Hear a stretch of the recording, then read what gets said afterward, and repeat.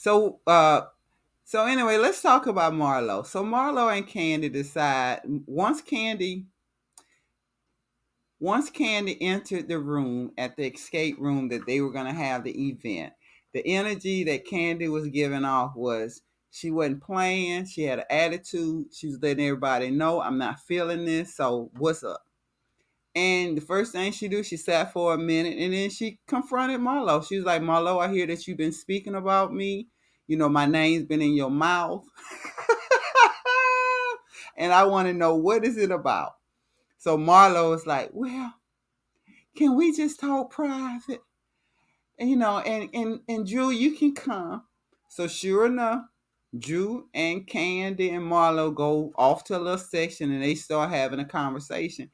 And Marlo was like, well, what have you heard? What did you hear that I said, Candy? And so Candy was like, basically, you were saying that your nephew worked for me, and he was shot and killed, and it was connected to OLG. And yes, I know he worked there, but pretty much you're kind of like making it seem like I'm responsible for what happened to your nephew.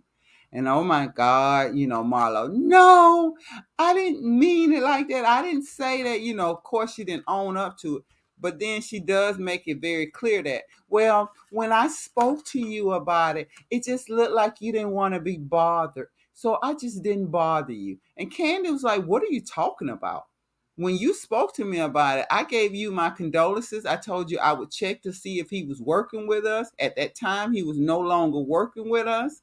I gave you my condolences. I thought we shared a moment.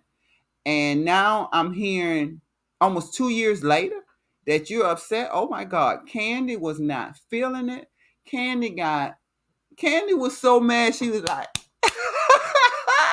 Candy was like, she was getting loud and she was like, yo, you know what I'm saying? Don't be playing with me. You trying to, insinuate that I had something to do. My businesses had something to do with your nephew being, shot and killed.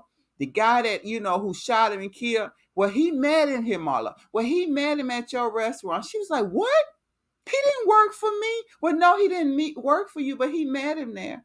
He met him there, and then she just kept Marlo just kept going in and in on Candy as far as like, you don't ever want to be bothered with anything. You don't ever want to talk about stuff. You don't ever want to address stuff. Don't say anything to Candy. And the more Marlo was talking, Candy was getting so mad. I thought she's finna shake the table. Shake the table.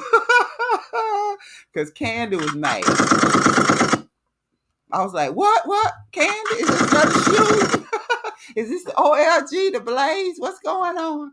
But anyway, yeah, Candy was mad, as she should have been, because Marlo was, to me, very out of place. I mean, at some point, when do you let situations go? Or better yet, should I say, when do you address situations? I'll wait. If somebody's in the chat, please let me know.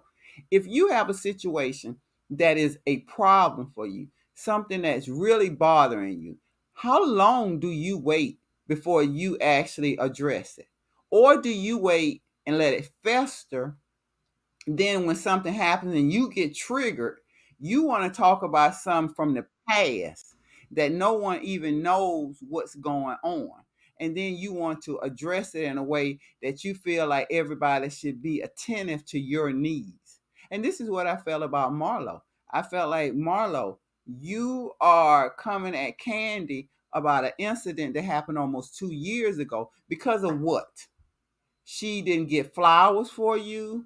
She didn't um, pay for the catering or the repast. What did you really expect from Candy Marlo? Because at this, the way this is going on and this storyline is going on and how aggressive, all you want to do is antagonize Candy. And basically it just shows your jealousy, and it just shows that you don't have anything going on with yourself. So because you don't have much going on with yourself, you seem like you want to get the views again the clicks and the views by keeping Kandi name in your mouth, and you want to shake the table. Ugh, shake the table because you want to belittle Kandi, or you want to make it known that, oh, Kandi just uses this platform to showcase her business and whatever she has going on.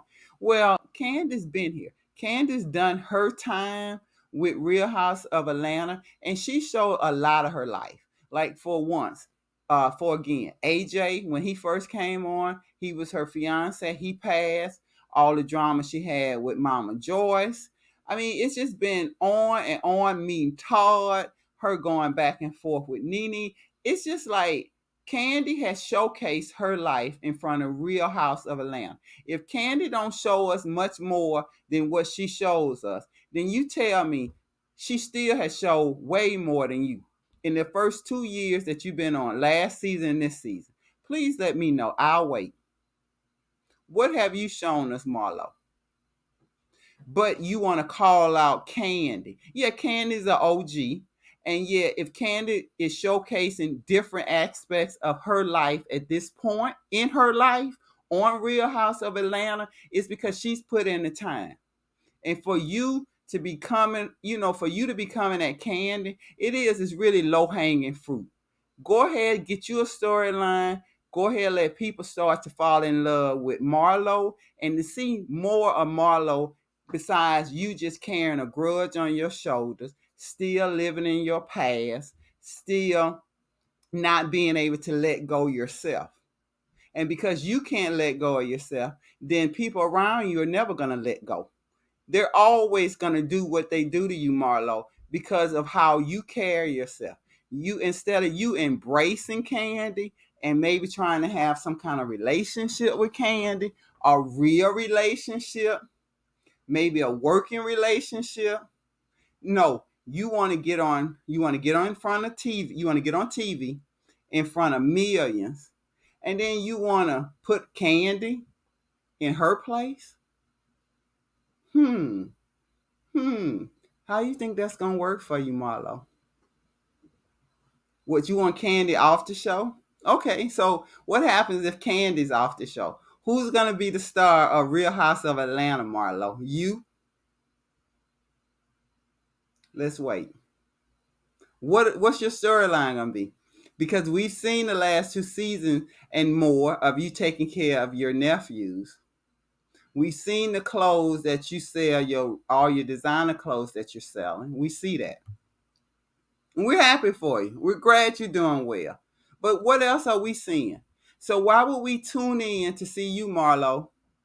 What are you giving? Again, I'll wait.